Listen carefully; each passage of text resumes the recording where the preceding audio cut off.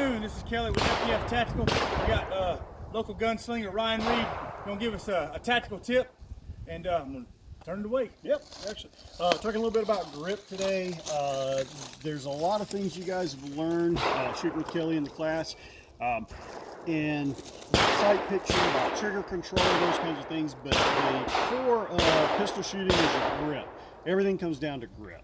If you don't have a good grip, you're not going to have good trigger control, you're not going to have a good sight picture. If the grip is good enough, those things can have a little slack in them and you'll be okay. So the way I always teach everybody grip, first of all, unloaded gun. So just make sure everybody knows we're not using a loaded gun for this video right now. For the grip, strong hand.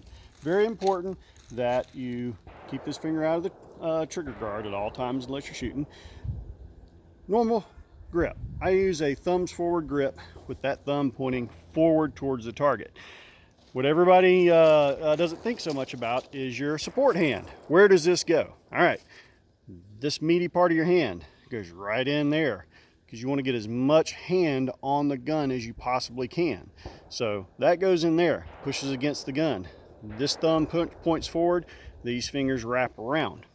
And what am I doing when I put my hands on there? Well, this hand, you want to grip it like you're swinging a hammer. A lot of people teach different amounts of pressure in each hand. I prefer a good strong grip in this hand, but not a death grip. And in this hand, get your grip, build it up, and squeeze with just about as much force as you possibly can with your offhand grip.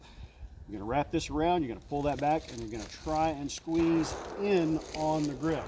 And some forward and backward pressure, but primarily in so that the gun tracks straight up and down as you fire. So build your grip, get your sight picture, there you go. And the key thing is, when you're doing this in dry fire, you want to do this enough so that your sights or your dot, if you're using a dot, are moving, preferably not at all, but minimal movement when you press that trigger. So out the gun so you can actually drill the striker, and boom, and you want to see that dot not move. If the dot's moving, you're not gripping hard enough. If you're doing this in dry fire on a regular basis, if you do 15 minutes of dry fire, you'll know you're doing it right if your forearm's hurt when you're done, especially your support hand grip.